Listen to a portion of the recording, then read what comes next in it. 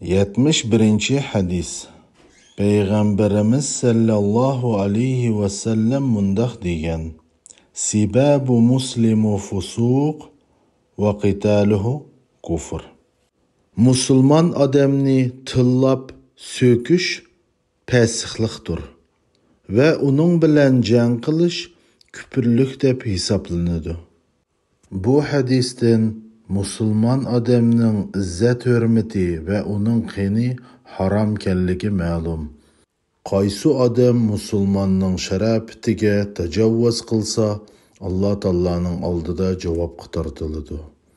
Ve qaysi adam bir musulman adamni o'ldiraman deb chiqsa, u Allohga küpürlük qilgan bo'ladi.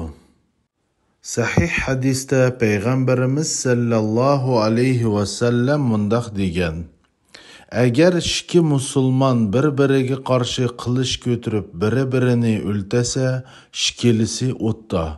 Shu vaqtida bir sahoba so'raydi: "Ya Allohning elchisi, o'lgan odammi do'zaxga tushamdi?" deb so'raganda, Peygamberimiz sallallahu aleyhi ve sellem albatta, chunki o'ma o'ltiradigan niyat bilan chiqqan deb javob berdi.